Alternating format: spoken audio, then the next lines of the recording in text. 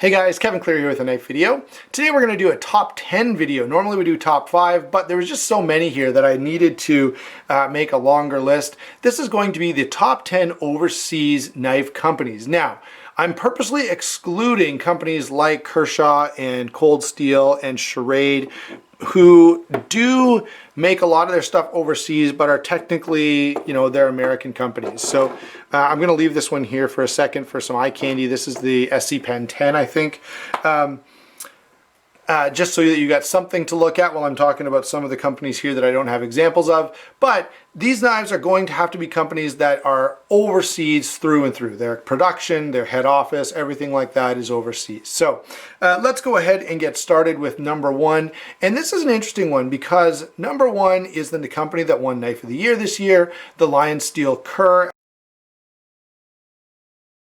at Blade Show. Great knife, and you're noticing probably that it's conspicuously absent, and that's because I had to send it back to Lion Steel. The detent ball came out, so the knife still functioned well, but with no detent, it just was not practical to carry around, so had to send it back to them.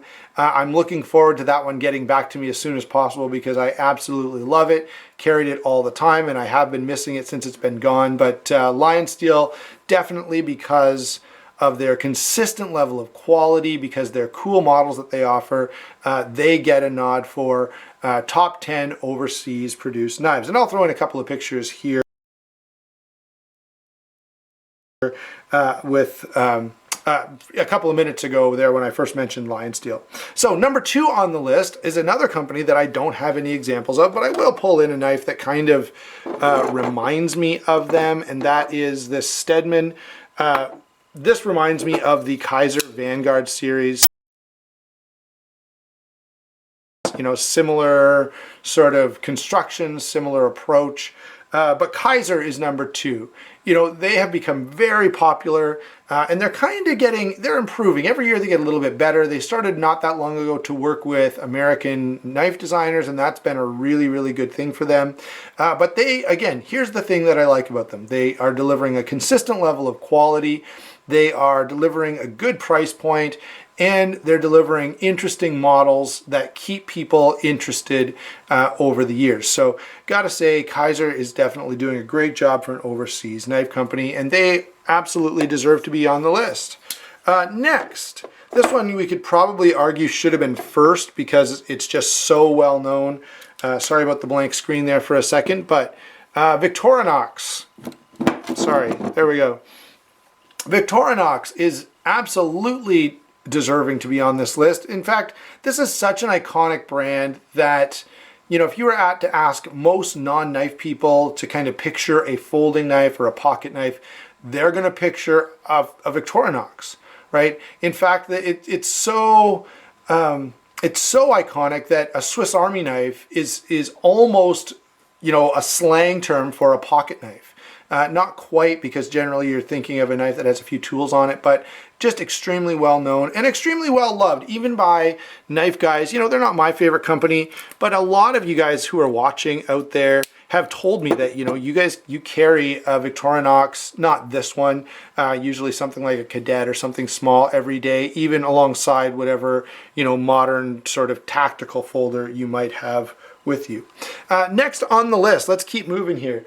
This is a company that's on the list because they just have hit such a ridiculously high level of quality.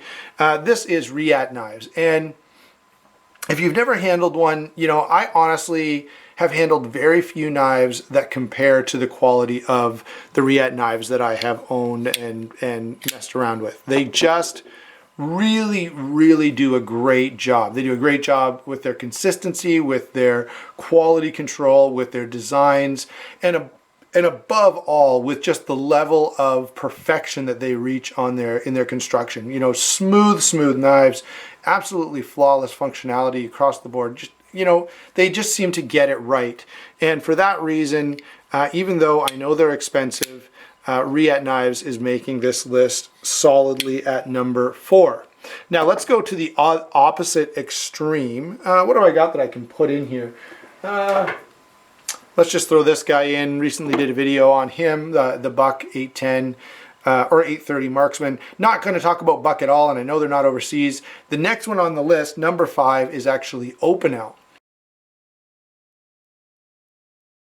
I don't have an Opinel knife, but this is one of those companies that people just love, sort of like Victorinox. Wildly popular, especially in France where they're from. You could probably argue, and I've been told that in France, you know, an Opinel is kind of, again, synonymous with a folding pocket knife. Tons of guys who are really into even high-end knives really like them. They don't do much for me, but because they're so popular and because they're so well respected, I felt like I needed to put them on this list. So Opinel is number 5 of the best top 10 overseas knife companies. Now, number 6, this is one you maybe would argue should have been higher on the list, but number 6 is going to be Mora. We have a couple of examples here. Most Mora knives are, this is not perfectly typical of them. Probably the Mora Companion would be the most well-known and popular model. But Mora knives are really, really well done. They're very, very popular. They're very, very budget friendly, and they're very, very capable. And for all of those reasons, they're on this list. You know, so many guys who are really hardcore into, you know, bushcrafting and stuff, they love those Mora knives, you know, and they pick them over knives that cost 10 times the price. Okay, so Mora knives, number 6. Number 7, we'll leave these Moras here for a second because I don't have an example of the next knife either. Number 7 is going to be Fox knives. Very popular. There's tons of them out there. If you're a YouTube guy, there's tons of reviews for all kinds of different Fox knives. People really, really like them. They tend to be very well made. I don't see a lot of negativity about Fox knives out there. So they deserve to be on the list. And although most of their models don't really do much for me, I am super excited about the Tashi collaboration that they've done, and will hopefully be getting my hands on one of those whenever the opportunity arises to do so. Number 8. Okay, let's get these out of the way and talk about the next one. Next one is going to be We Knife Company. These guys are fairly new on the scene, but if you've watched my channel for very long, you know I'm a pretty big fan of We Knives. They just deliver a very high level of quality at a very reasonable price. The other thing I like about them is they're doing some things that are different. You know, I like the colors and the shapes and the interesting blade designs that they're doing. It just gives an option, and of course they are all very high end and they are expensive, but they're not the most expensive we could talk about, and in fact Shirogorov is definitely one of the most expensive overseas companies, but they're not on the list because they're so darn expensive. Okay, so they do get honorable mentions, so we'll talk about that later on. So We Knives. Moving on, what can I put in here now? I don't have, this is another knife company that I have owned, but I don't have one now. Let's throw the Kershaw Dash back in there for a second while we talk about Mgusta. The Mgusta Katana is definitely my favorite of their models, but they have a bunch of really cool models. Really well done, really well respected. And you know, Japan is one of those places that has sort of a heritage of knife making, and so I think it's pretty cool that a Japanese company is pretty well known and pretty well thought of in the knife community. So number 9, Mgusta. Lots of great knives, especially, of course, the standouts are the Tactility and the Katana. Finally, number 10, Custom Knife Factory. So these knives are manufactured in China, assembled in Russia. They're very, very high-end, extremely high degree of fit and finish. And you know, all the ones I've had have been totally outstanding. You know, in fact, beyond outstanding. Some of them have just had such a feel in hand that it's hard to even describe it without just handing you the knife and saying, here, check this out. But great knives, great designs. Some of them are a little out there for me, but that seems to be one of the things about those overseas companies, that they tend to think a little bit outside of the box. So number 10 is going to be Custom Knife Factory, and they are fairly low on the list because of their cost. And I will say the cost on them is a bit higher than I feel like maybe it should be. They are, though, delivering, you know, knives that I think would be worth, if they were made in the US, they would probably be minimum $500 to $600 and up. So generally they're coming in a little cheaper than that, which is because of the fact that they're made overseas. Anyway, those are the top 10 knives, or the top 10 overseas knife companies as decided by me.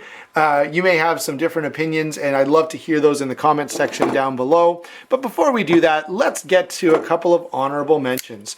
Viper knives. I have a couple of Viper knives. This, of course, is the Fortis. I've also got the Maga, which is a pretty cool blade. And they do some really good stuff, and I don't love everything they do. And one thing that's a little tough about them is exactly who is what, or what is who. I'm not sure if, you know, it's Viper by Technicut, but there are still Technicut knives out there. Anyway, pretty good company. They tend to offer a pretty high level of quality, and they do that quite consistently. All right, so Viper knives definitely, I think, deserves to be on the list. Let's pull in a Real Steel next, because honorable mention does deserve to go to Real Steel. Now, one thing that I should point out is Real Steel has some association with Boker. Maybe they're owned by Boker. I haven't had that 100% confirmed, but that certainly seems to be what's going on there. Real Steel is they tend to do a really good job. Most of their knives are a little more budget friendly than this one. This is, of course, the Megalodon, and it's the Thai Megalodon.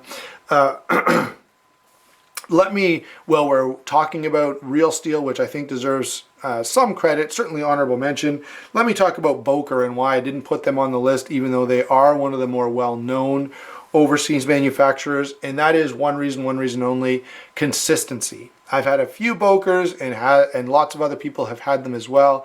And if you start watching Boker reviews, you're going to get a mixed bag, because they tend to have issues with consistency. They can do, you know, some great ones and then some total stinkers. And because of that, I didn't put them on the list, but there are some good Bokers out there. Volkeniven, Reich Knives, Stedman, all of those companies I think deserve to be at least mentioned. Some of you, who are sort of outdoors enthusiasts may feel like I'm remiss in not having Volkeniven on the list.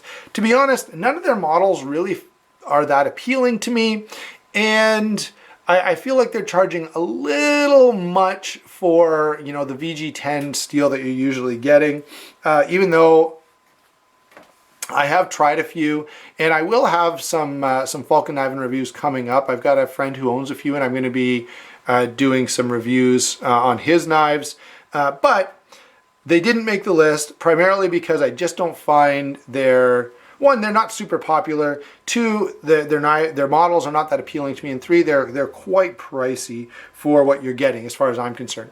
Anyway, those are the honorable mentions. So thanks for watching. If you like this kind of stuff, go ahead and hit that like button, hit the subscribe button for more videos like this. I've got some really cool stuff coming up, so be ready for that. And I hope you enjoyed the video. We will talk to you soon.